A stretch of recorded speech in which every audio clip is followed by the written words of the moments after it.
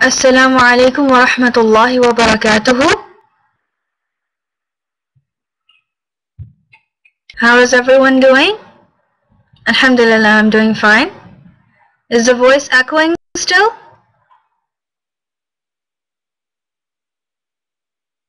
Okay, good, alhamdulillah. Alhamdulillah. Okay, inshallah, let's begin. أعوذ بالله من الشيطان الرجيم. بسم الله الرحمن الرحيم.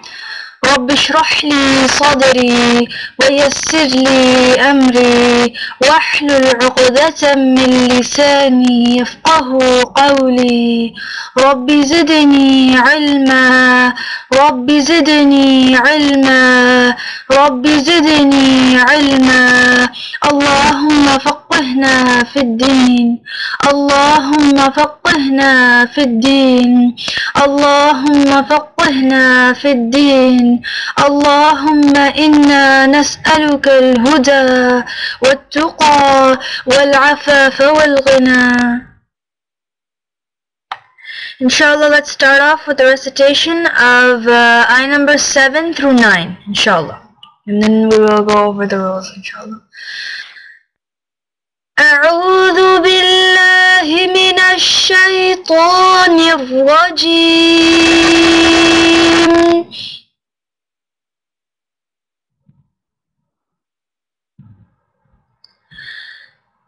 بسم الله الرحمن الرحيم.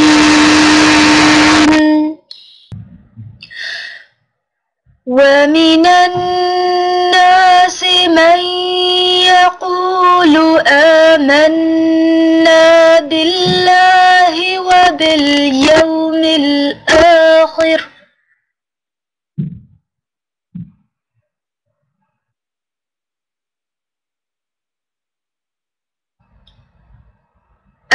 آمنا بالله وباليوم الآخر وما هم بمؤمنين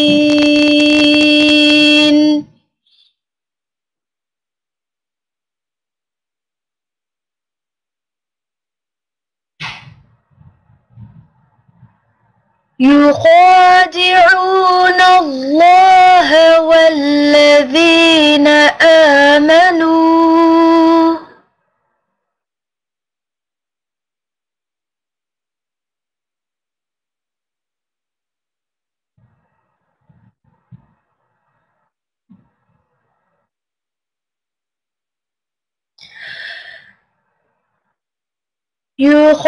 يخادعون الله والذين آمنوا وما يخدعون إلا أنفسهم وما يشعرون.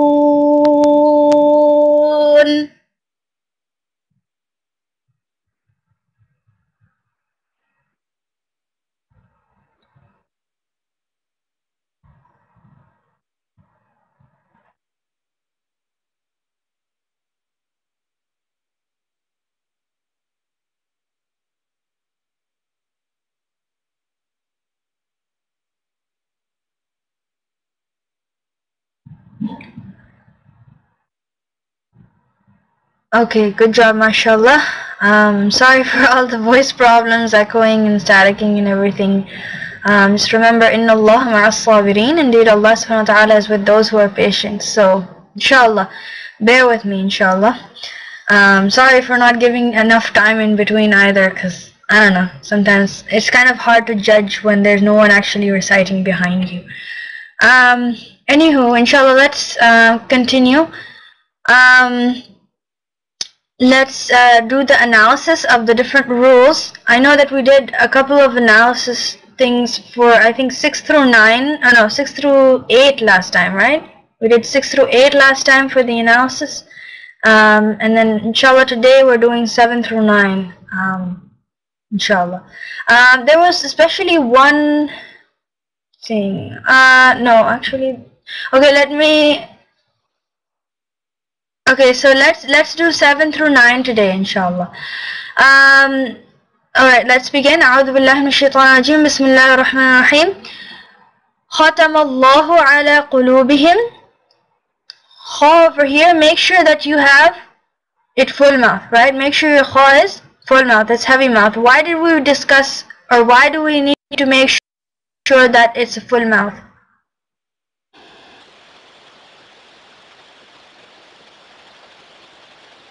Because it's from huruf tafkhim, right? Huruf tafkhim are the heavy letters, right?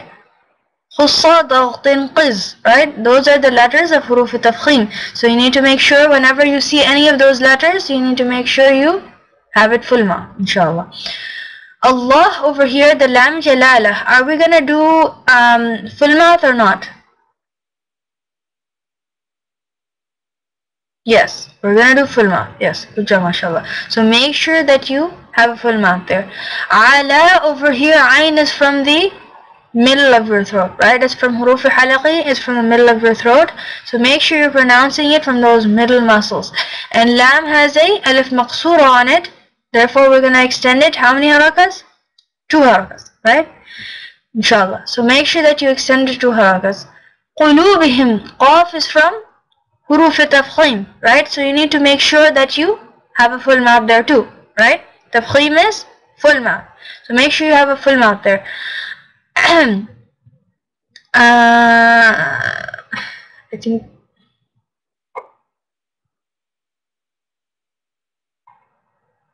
yes, okay. So wa'ala over here, now make sure that you have the full mouth on the ayn. Not the full mouth, sorry. You use the middle of your throat on the ayn, right? And you have it strong, inshallah. Lam again has a alif maqsoor on it, right? So you need to make sure that you extend it 2 harakas. Sam'ihim, make sure your ayn is from the middle of your throat again. Ha is from the bottom of your throat, right? Wa'ala over here. What specific rule did we learn about the mad? What type of mad is this? Is this the mad muttasil or mad munfasil? Yes, good job, mashallah. It's mad munfasil, right? It's munfasil, not muttasil, munfasil, inshallah. Why? Because the hamza is in the separate word, right? Make sure that you know that. Whenever, again, let me repeat the muttasil and munfasil. Muttasil, remember muttasil has the double T, right? The double T in it, right? M-U-T-T-A-S-I-L. That spells muttasil, right? And so that reminds me of being joined, right? So whenever the hamza is joined with the letter or joined with the word that has mad on it, then that's going to be muttasil. Why? Because muttasil has two T's in there, right? It's a double T making it joined. So that's what helps me, remember the attached and detached, right? Muttasil, you're detached. Muttasil, you're attached, and munfasil, you're detached, right? Muttasil attached, munfasil detached, not attached, right? So ala over here, the hamza is not attached to the word that has the mad on it, right? Ala and abasarihim are 2 different words, right? And I discussed earlier that alif with anything on top of it equals to hamza, right? That's how we know that the hamza is afterwards. And usually whenever you have mad munfasil, usually, most of the time, you would see, if there's, the hamza is going to be, in the form of alif on top of something, on munfasil, right? Munfasil, you always usually see that, the word afterwards, after the mad, is going to have a hamza, but that hamza is going to be in the form of an alif with something on top of it, fatha, kasra, dhamma, anything on top of it, that will make you actually judge whether, you need to do munfasil or muttasil. So, because the hamza is in the separate word over here, that's why we're going to consider it munfasil. And munfasil was the shorter mad, right? The shorter mad, it was 3 to 5 harakas, right? Mad munfasil was 3 to 5 harakas, inshallah. And then mad muttasil is the joined mad that I told you earlier, right? The attached mad, and that is going to be pronounced 4 to 6 harakas. That's a long mad, right? The shorter mad is the munfasil one, that's detached. Muttasil double T attached is going to be 4 to 6 harakas. So keep that trick in mind. Of the double T, that really helps. I have a lot of students of mine, they were very confused earlier, and then when I told them about muttasil, the double T, and that really kind of clarified, and it was easier for them to recognize muttasil and munfasil. So please take into consideration this technique. Just inshallah make sure that you remember this, inshallah. Moving on, inshallah. Give an example of muttasil. Okay, like ulaika, right? Ulaika. I think that was previously in, yes, ayah number 5, right? Ulaika, there was mad muttasil, right? There's 2 ulaikas in ayah 5. There's mad muttasil. Do you see the hamza in the same word? Right? Don't you see the hamza in the same word? Is hamza in a different word? Is hamza in a different word? No, right? Hamza is in the same word, right? So therefore it's going to be the muttasil, which means it's going to be attached. The hamza and the mad are attached. That's muttasil, double T, right? Hamza and the mad are attached, the same word, right? It's included in the same word. So ulaika over here we're doing mad muttasil, right? Which is 4 to 6 harakas. 4 to 6 harakas, inshallah. Alright, inshallah. Moving on. Abasarihim. Ba over here, what rule are we applying here?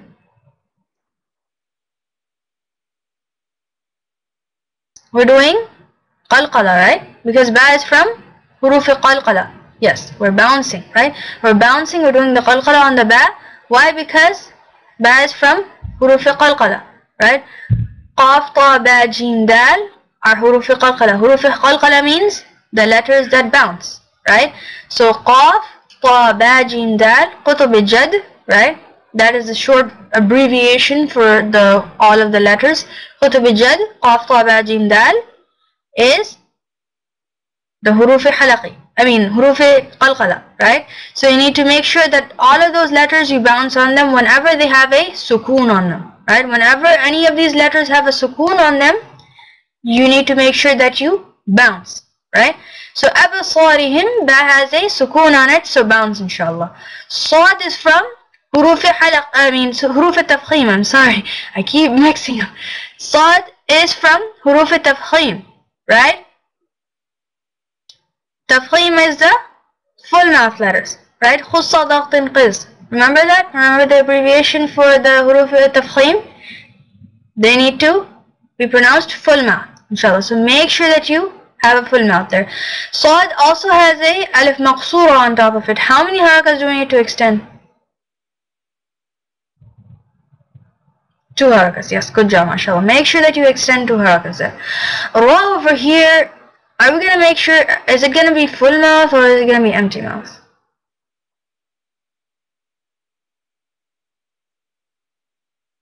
We're going to have it full mouth. I'm getting weird answers. It's empty. Yes. Good job, mashallah. It's going to be empty. And those who said empty, why is it empty? Yes. Good job, mashallah, Muhsin. It's because of the kasra, right? Ra has a kasra underneath it, right? To clarify more, whenever the ra has a fatha on top of it, you have a full mouth there, right? Whenever it has a kasra underneath it, then it's empty mouth, right? So ra, because if ra was all the time full, wouldn't it be considered in huruf tafkhim? Because a lot of people get confused with ra. I asked them about ra, why are we doing full mouth here? People say, oh, maybe it's huruf tafkhim. That's wrong. It's a special letter, right? Ra is a special letter. Now, because ra is not in, khussa, daqtin, qiz. Do you hear me saying any ra in khussa, daqtin, qiz? No, right? Those are huruf tafkhim, right? So ra is not from huruf tafkhim, rather it is a special letter. So ra, whenever it has a zabar or a fatha on top of it, you need to make sure it's full mouth, right? Whenever it has a kasra underneath it, you need to make sure it's empty mouth. Also, another point, whenever Ra Sukoon is there, right? Whenever Ra Sukoon is there, how do we know if the Ra Sukoon is going to be pronounced full mouth or empty mouth? When the letter preceding it, preceding means before, right? When the letter before the Ra Sukoon has a Fatha on it, right? That's when you're going to do a full mouth. Whenever it has a Kasra on it, you're going to do it empty mouth, right? So make sure you know these rules. Ra, whenever it has its Fatha on top of it itself, it's full mouth. Kasra underneath it itself, it's empty mouth.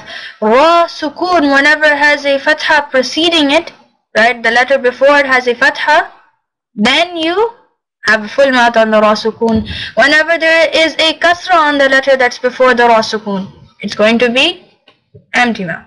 Yes. Good job, mashallah. So abasarihim over here, Ra has a Kasra underneath it, therefore we're going to be pronouncing it empty mouth, inshallah. Ha is from the bottom of your throat, right? So ha, make sure that you pronounce it from the bottom of your throat. Abasarihim. Ghishawa, Ra is from the top of your throat, right? And it's from huruf tafkhim, right? It's both from huruf halaqi and from huruf tafkhim. Make sure you apply both of the rules there. Tafkhim, make sure you have it full mouth again, right? Sheen has a alif maqsoor on it. Again, make sure you extend it 2 harakas there. Ghishawa, walahum, ha again from the bottom of your throat. Adabun, ayn is from the middle of your throat. Make sure that you pronounce it from those middle muscles, not adabun. Adabun, adabun. Make sure that you have it from the middle of your throat, inshallah. The is, what type of da is this? Is it the buzzing bee zai or is it the tongue da? Is the tongue one? Yes, good job, mashallah. I don't think we're going to be able to go to eye number, 8 or 9 today because we're running out of time. But alhamdulillah, today we actually clarified a lot of things. So I'm happy with what we did, alhamdulillah, because a lot of things that you guys were kind of confused about were clarified. So inshallah, we'll just do one ayah. I mean, it takes baby steps to learn everything, and I'm really satisfied with, the class today, alhamdulillah. And, listen to it over and over again, to, learn, and, each time you listen, you learn. So inshallah, very good class today, alhamdulillah. So adabun over here, the da has, it's the tongue da, right? وَإِيَّاكُمْ. We only have 1 minute left. Let me just finish the ayah, inshallah, and then I'll end the class. It's the tongue da, right? So make sure that you put your tongue in between the 2 sets of your teeth, inshallah. And then there is a alif in front of the da, right? So alif is harf mad. Harf mad is the letter of extension. Harf is letter, mad means extension, right? So harf mad is letter of extension. So you need to make sure that you extend there. Adabun, right? Adabun. And then bun on the dhammatain over there, make sure that you do izhar. Yes, good job, mashallah. Hanum, make sure that you do izhar. You do not say adabun, but you say adabun. Why? Because ayn is from huruf halaqi, right? So you need to make sure you say adabun. Azim, again, make sure full, middle of your throat. Ayn is from the middle of your throat. And dha over here is full mouth, right? Dha is from huruf tafkhim, khussa dagtin qiz, right? Qiz. So you need to make sure that you have the full mouth there. Azim. Inshallah, your homework is to study all the rules that we learn. Make sure that you really, understand and enhance, your knowledge on the rules. Make sure you know those rules. I want you guys to know it so quickly that while you're reciting, you know exactly what rules you're pronouncing it. You don't have to be like reciting. You don't have to recite it once and then go, oh, I forgot to do the extension there, or I forgot to make it full mouth there, or I forgot to do the qalqala there, or I forgot to pronounce it from the middle of your mouth, or middle of your throat, the ayn or ha. So make sure, inshallah, I want you guys to know these rules very well. Alhamdulillah, we had a good class today. Just practice your rules and recitation. Also practice reciting behind me online too, inshallah. Time is up now, inshallah. سبحانك اللهم وبحمدك نشهد أن لا إله إلا أنت نستغفرك ونتوب إليك. السلام عليكم ورحمة الله وبركاته. السلام عليكم ورحمة الله وبركاته.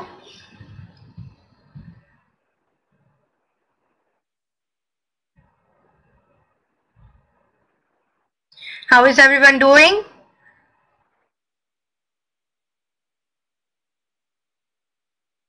Alhamdulillah, I'm doing good too. Alhamdulillah. So did you all do your homework?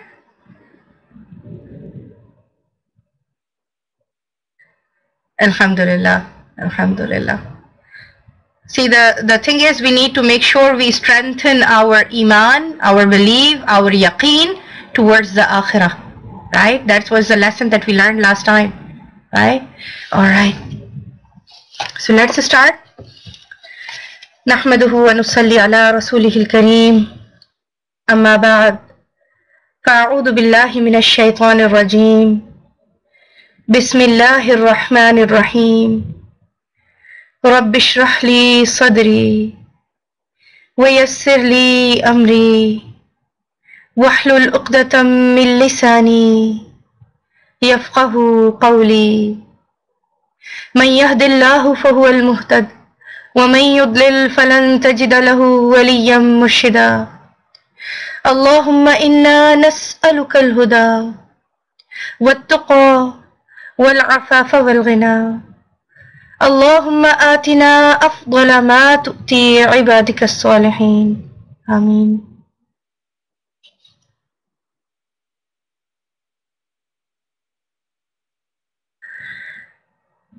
So in our last class we learned regarding the akhirah, the day of judgment. How the day of judgment will come, how long would it be, and how we need to prepare for it. And how the life after death is, and it's whole life. We can talk about it long time, but there are some things that we learned last time to get an idea how would be the life after death will be. There would be, we're just gonna as a person is born in this world, the same way, the life will be taken out. There's a hadith actually explaining, right now we don't have time to go in detail with the hadith, but I'm going to tell you a little bit of the essence of that hadith. Just like when a baby is born and the doctor is take the baby, and then the nurses come, and then they make the baby, they cover the baby with the cloth and everything. The same way when a person dies, exactly, two angels come down. If it is a good person, if it is a Muslim, what will happen? Two angels, their faces will be shining. They will bring the cloth, the coffin of the Jannah, and they will bring the clothes, and they will have fragrance with them. That would be very, very good, much better than the musk in this world. And then when the Malikul Maut, the angel of death, will come, he will take the soul out, and as the soul will come out, the angels will come and take the soul and wrap it, just like the nurses wrap the baby. Just the same way, we will be out of our body. The soul will be out, and the angels will wrap it, and then they will put the fragrance. And then there's a whole detail how, the soul will be treated according to our deeds. Even in the grave, when a person will be inside the grave, if it was a good person, what would happen?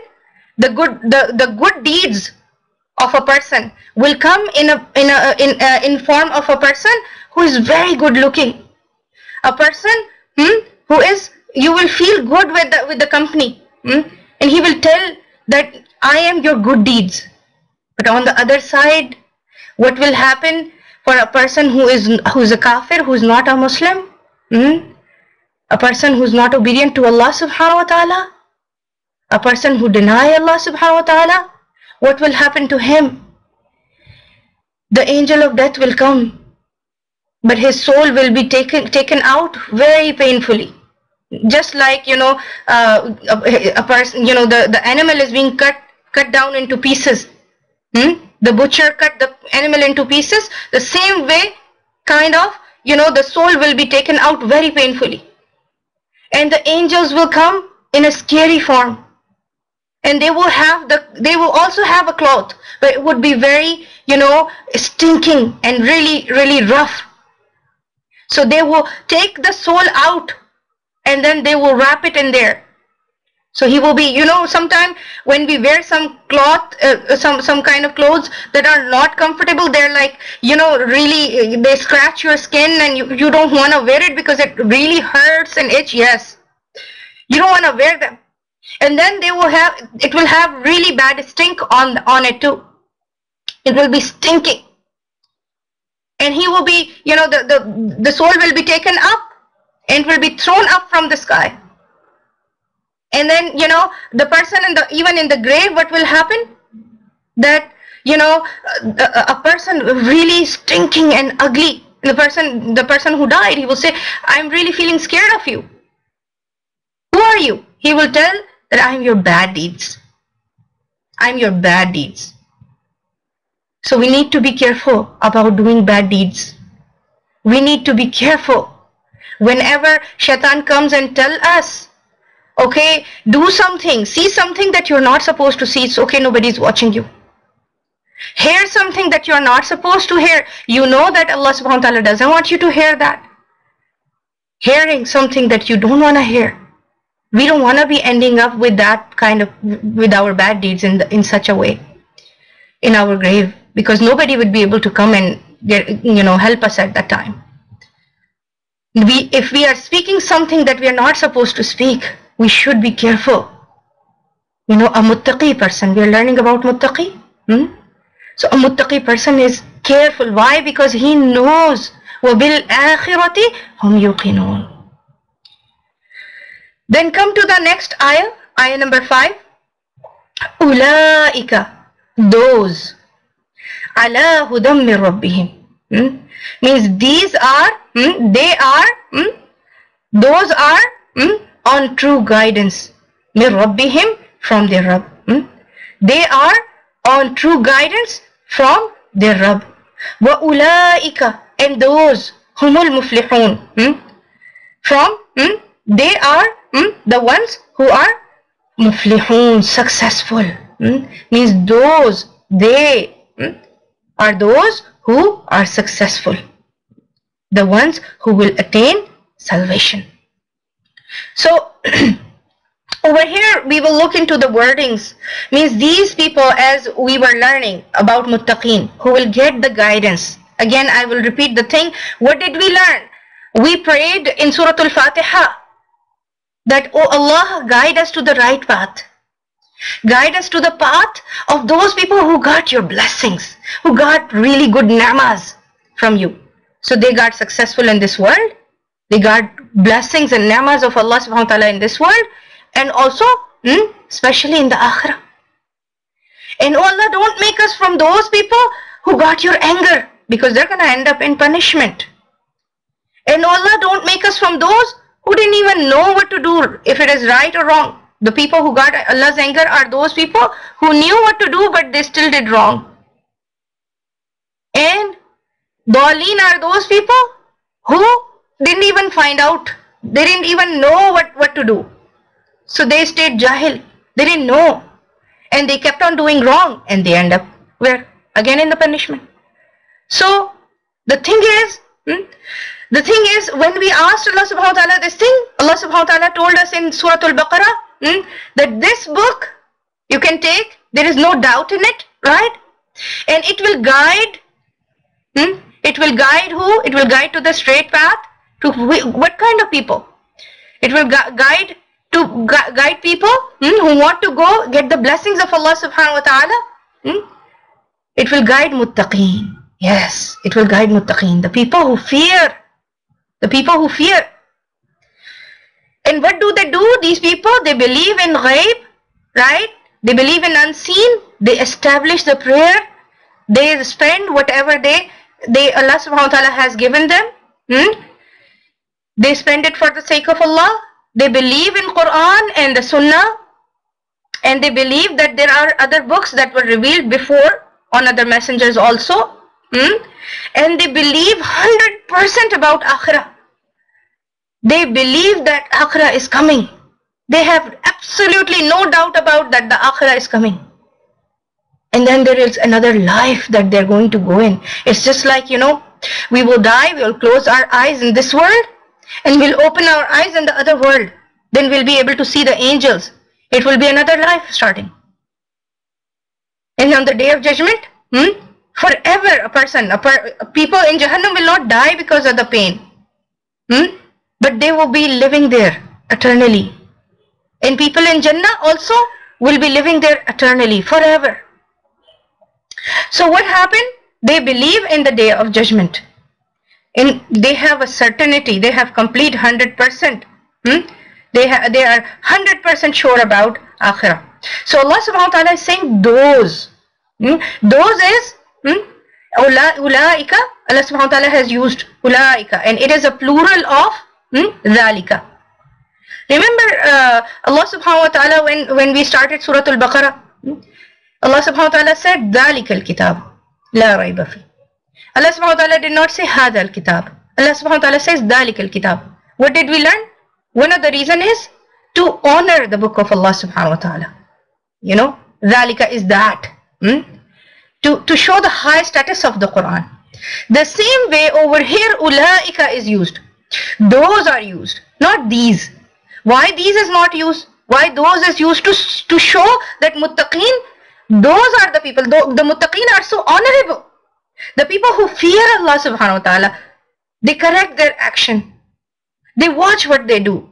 They try to find everything that Allah subhanahu wa ta'ala like, and they do it. And they try to stay away from all those bad things that Allah subhanahu wa ta'ala doesn't like. So these people, and then they believe in all these things that we learned. And they act accordingly. So what happened? Those are the people. Means those people will get higher status now. Those are the people. Ulaika ala hudam min rabbihim. Those are the people who are on the true guidance. On the true guidance min rabbihim, from their Rabb. Wa ulaika, and those. Now here again we see that ulaika is used again. Those. Why? Ulaika is used again to signify this fact that those are the only ones. They will be what? Humul muflihun. They will be the ones who will attain success. And muflihun is the plural of muflih. Fa, lam, ha is the root word.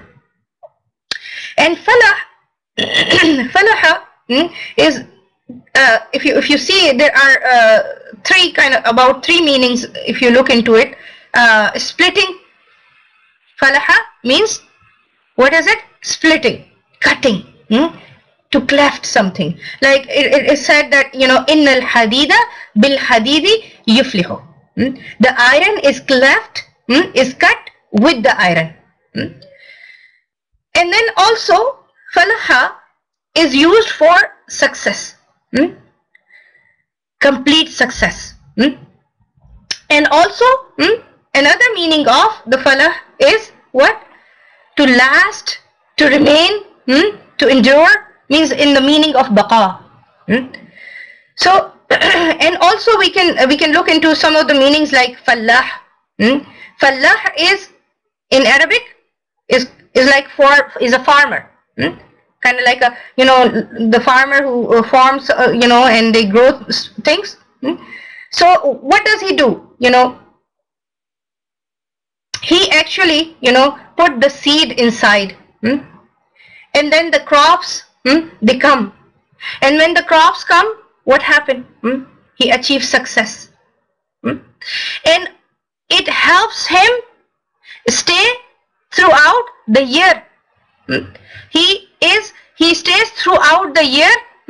He means like he remains, he sustained through those crops last. So, but the dunya in this world, if you look, the sustenance, the remaining, the baqa is only temporary. Means when we come into this world, this life is not forever. So the success of this world is also temporary, right?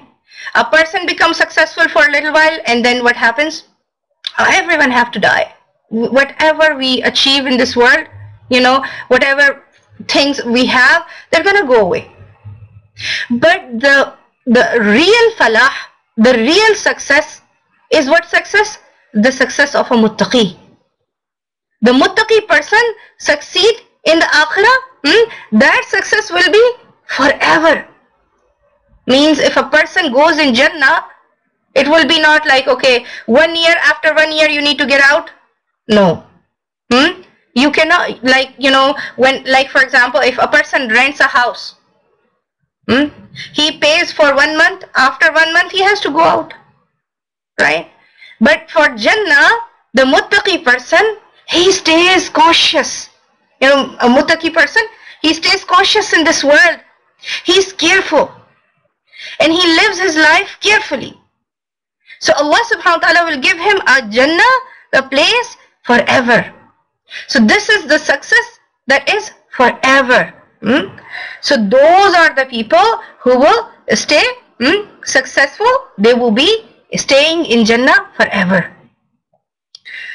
And being muttaqi is, always remember this thing, that being muttaqi is a big blessing of Allah subhanahu wa ta'ala. And when a person is muttaqi, he is more intelligent. Why? Because he's using his mind, his sha'ur. When sometimes, we have to be careful in making decisions, like that's part of muttaqi, right? A person who is a careful person. Let's say, for example, let's say you plant something. You grow a plant. You have a plant, right? And then you put water in it and you take care of it. You put a seed in there. You put water in it for a long time. Then what happens? It starts growing. It grows up, becomes a small plant. But you have to be careful in not putting too much water in it and not putting any less or ignoring it. That, okay, for 10 days you got busy, you went for vacation, and then you didn't put the water in. What will happen? The plant will die. So the same way, a muttaqi person is careful. It's not like some days he's being muttaqi and the other days he's not. He doesn't care. He has I don't care attitude. A muttaqi person is constantly muttaqi. A muttaqi person constantly fear Allah subhanahu wa ta'ala. He has this constant belief. It not depend on his mood, that someday he is in a mood of obeying Allah subhanahu wa ta'ala, so he will obey. And then the other times he's not obeying. No, a muttaqi person is a cautious person who is constantly, consistently fearing Allah subhanahu wa ta'ala. Consistently reminding himself regarding the akhirah. Thinking with, like, for example, a person there is a person who's wearing certain glasses, so he can see things differently. Right? He can see those things, like there are some people, they cannot see right? So what do they need to do? They need to wear the glasses. If they don't wear the glasses, they won't be able to see certain things that they need to see. So a muttaqi person is a person who can see things through the glasses of akhirah. He can see the reality of life. When he will see that, okay, let's say, for example, if he lose something, he won't be worried that much and he would not go through a tantrum. Why? Because he knows the loss of this world is also temporary. And if he gains something, he will not go out of control and in celebration, doing something wrong, or making Allah subhanahu wa ta'ala angry, celebrating in such a way, losing control. So he will be doing sabr in both. Why? Because he knows the success of this world is also temporary. And trying to get successful, a person will not lose his sabr also. So a person will use his intellect. He will use his glasses, the special glasses of akhirah. That, okay, this life and everything in it, he will not go extremely grieved about the loss. and he will not get out of control in trying to achieving something and doing wrong things. Like sometimes people, they want to, you know, get the benefit of dunya and they go for haram. So a person who is muttaqi will not go and choose for haram just to get the benefit of this world. He will not steal. So we will conclude here, inshallah. Alhamdulillah, it's so exciting and it's so, you know, eye-opening, right? It's just so, yes, it's very cool. It's so cool to realize, you know, and, you know, to understand the reality of this world. Alhamdulillah, alhamdulillah. May Allah make all of us from the muttaqi. Allahumma albisna libas at-taqwa wa alzimna kalimat at-taqwa. So we will conclude here. وآخر دعوانا عن الحمد لله رب العالمين سبحانك اللهم وبحمدك نشهد أن لا إله إلا أنت نستغفرك نستغفرك نستغفرك ونتوب إليك ربنا تقبل منا إنك أنت السميع العليم وتب علينا إنك أنت التواب الرحيم.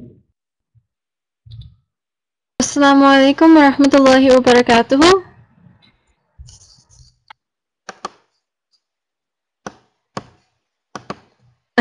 I'm good, alhamdulillah. That's my question. It's good.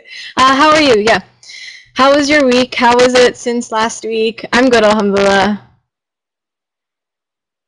I'm good. Switch to that lesson. Inshallah, we'll Dars Thani. What do you guys remember? What did we learn in this lesson? A little bit left, and most of this will just be review.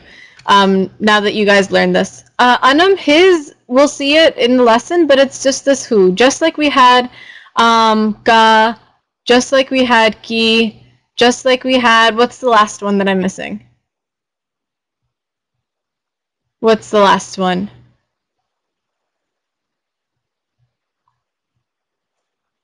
Yes, the ya, right here, for both male and female. And the ka is for male, ki is for female, and what is the who for? What is the who for? Can we use it for just like we use ya, or can we use it exactly just for male? So just like we use ka for male, who is also for the person that we're talking about. Yep, ka is the your. So these are the your, this one is the my, and then this one is the his, and inshallah we'll add one more later. And you guys can figure out what that one is. Okay, so let's start. Remember how last time we were doing that kind of dialogue? There was the guy who was talking to Kamal. So that's continuing. So the next question that they ask is, وَمَنْ ذَلِكَ يَا Kamal? وَمَنْ ذَلِكَ يَا Kamal? So what is his next question? وَمَنْ ذَلِكَ?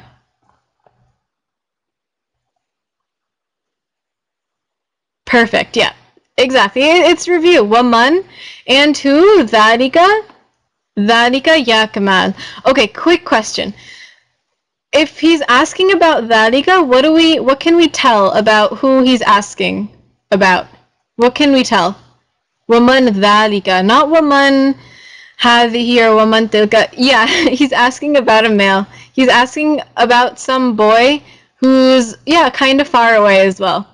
So who is that? So that is kind of far, and it's a male person. So that's what we know so far. So this person, whoever we're pointing to, is male. So ya Kamal, oh Kamal. So we're still talking to Kamal. And what is Kamal?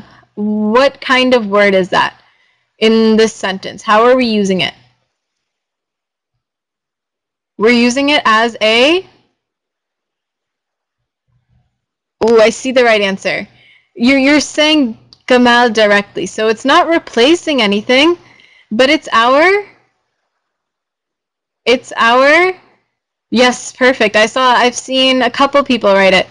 It's our munada. Remember, it's not replacing anything. Kamal is Kamal. It's our munada. It's the person we're talking about. Calling. That's the word. It's the person that we're calling. Mashallah, I saw a couple of you guys got it immediately. So our answer, what is Kamal gonna say?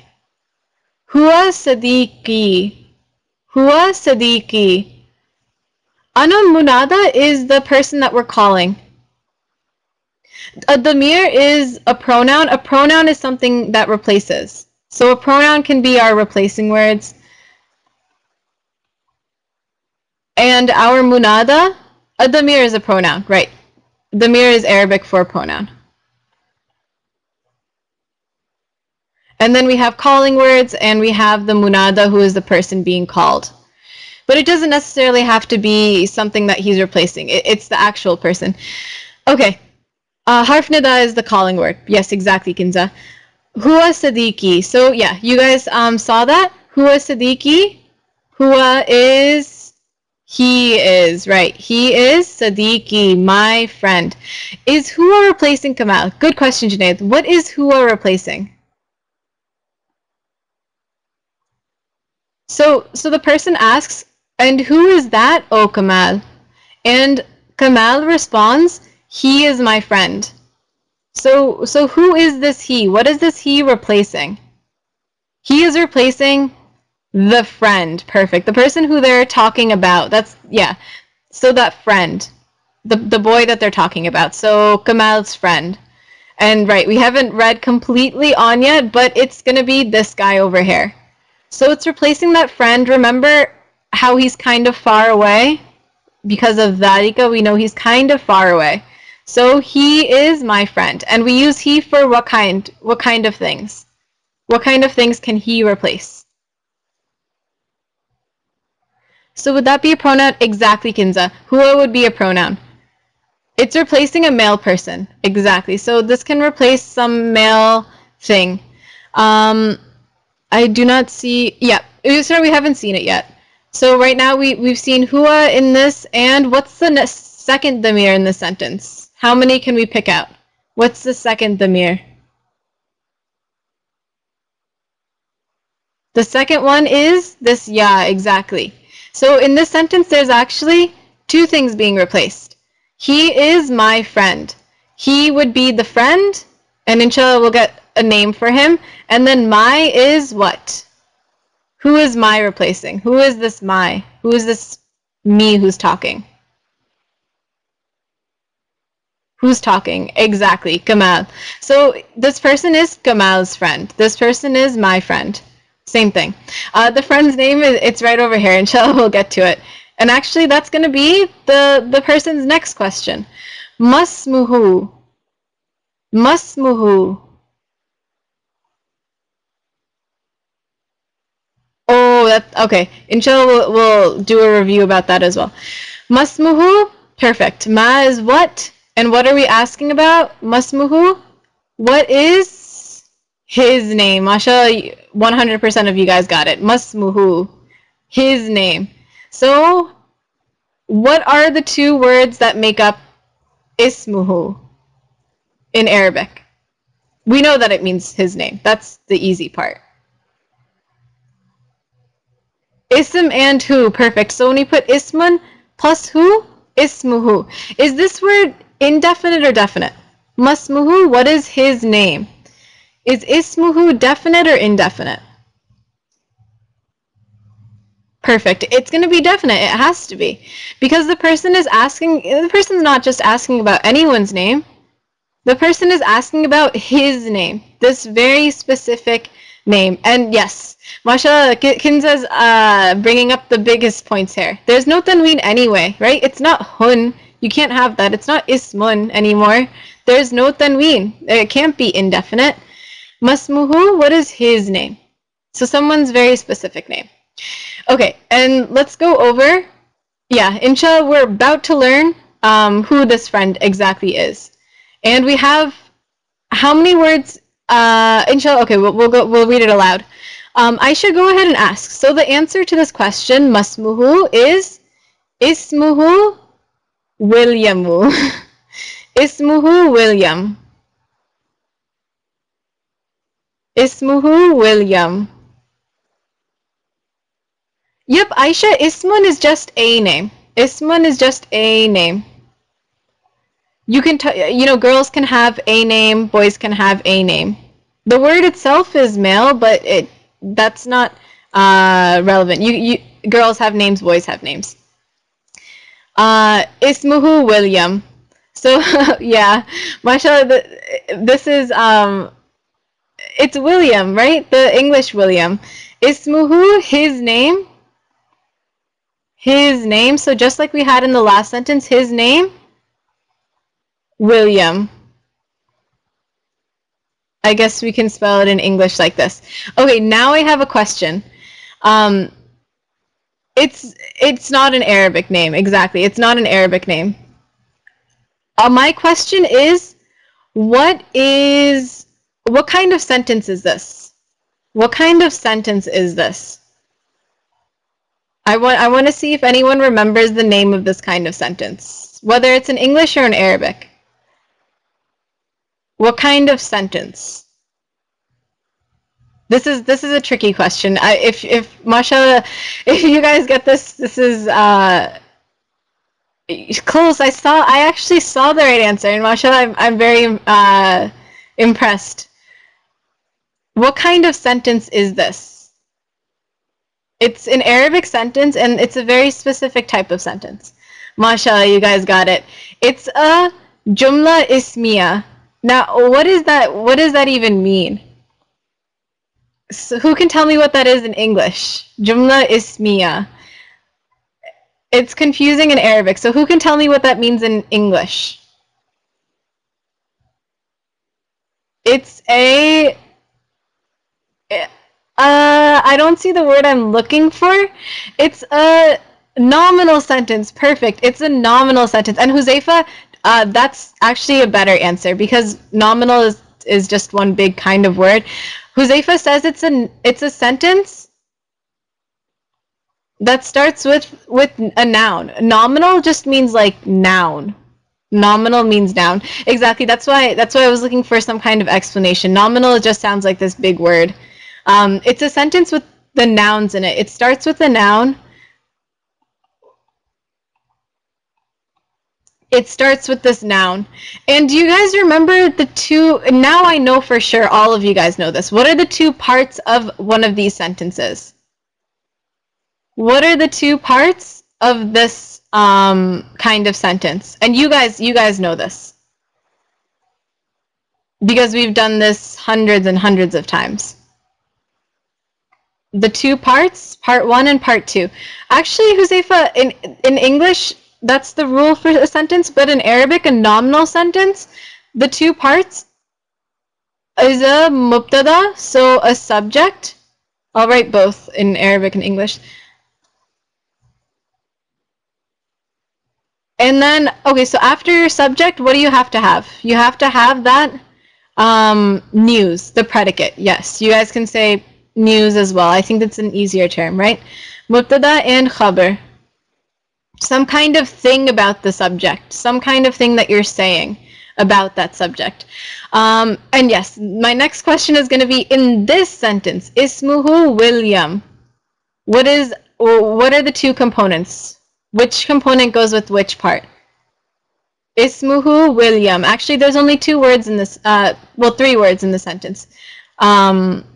Which one is going to be part one and which one's going to be part two? Which one's going to be subject and which one's going to be news? Right. His name, Ismuhu, is part one. Ismuhu is the subject, is our mubtada. Ismuhu, his name, because that's what we're talking about, right? His name.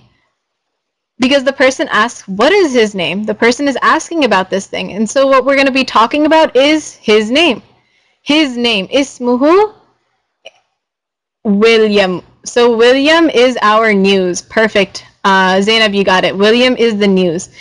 William is the explanation. So what is his name? His name is William. Anam, what we mean by news is like some kind of explanation, some kind of thing about the subject. Whether it's, yeah, some kind of description about it. It's khabar, right? So it would be the khabar, exactly. The news about his name. In English, there's a fancy term for it, predicate. But I'm not expecting that you guys know the English terms perfectly. You learned exactly, Yusra. Mashallah, that's a good way of thinking about it. You learned something about what you were asking about. what you're talking about. So you're talking about this ism. What do you learn about the ism? What do you learn about his name? That his name is William. Okay, and my last question is, this is, you know the implied is, right? Does the subject come before or after? Oh, Hina. Okay, inshallah, I'll remember that. Jazakallah khair for correcting me. Rohina. That's why I was confused. Okay. It comes before. So the thing that we're talking about comes before generally. His name is William. Or this is a book, right? We're talking about this. Or, you know, Aqsa is smart. We're talking about Aqsa. Aqsa is our subject. All of my students are perfect students. All of my students is the subject. Okay, so his name is William. Ismuhu William. So I think we've done plenty with that sentence. Mashallah, you guys got it at the first time, but now we're going all over all these old rules. So the last question. Maheen, Ismuhu is a noun. William is also a person. It's going to be an ism as well. So the next question that this person is asking, Kamal, a Muslimun huwa? A Muslimun huwa? So our last question, after we figured out his name, after we figured out this guy's name is William, the person asks, a Muslimun huwa? Right, a question now. So we've had man questions, we've had ma questions, now we have a questions. Is Muslimun a Muslim? Perfect. Masha, all of you guys got this tanween. Is a Muslim huwa he? Huwa he. So is he a Muslim? And what is this huwa replacing? This time, this huwa, what is this huwa replacing? Is he a Muslim? Who is this he? Who is this he? Yes, it's William. So we're asking, is William a Muslim? Is your friend, is this guy a Muslim? A Muslimun huwa, is William a Muslim? And what's our answer? Because I remember you guys were asking, right, this William name. What is this William name? So the guy asked, is this William a Muslim? Is he a Muslim? What's our answer? What does Kamal say? Yes, now we read on. Our answer is, Na'am huwa Muslimun jadidun. Na'am huwa Muslimun jadidun.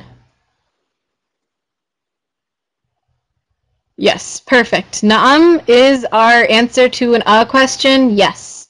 Na'am, affirmative answer. Na'am, huwa Muslimun, he is, right. He is Muslimun, a Muslim, jadidun, new. So he is a new Muslim.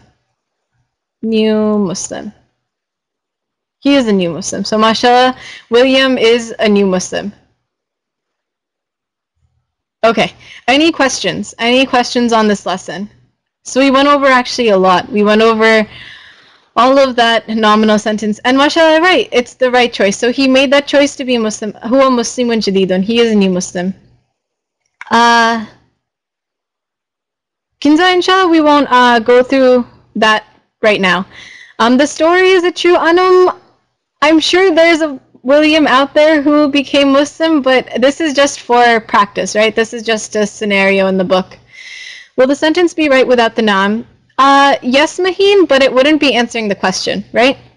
All you need in a sentence is the subject and news. Huwa Muslimun jadidun, he is a new Muslim. That's a full sentence, but it wouldn't be answering the question. So we'll conclude now. Subhanakallahumma wa bihamdik, nashhadu an la ilaha illa anta, nastaghfiruka wa natubu ilayk. Assalamu alaikum wa rahmatullahi wa barakatuhu.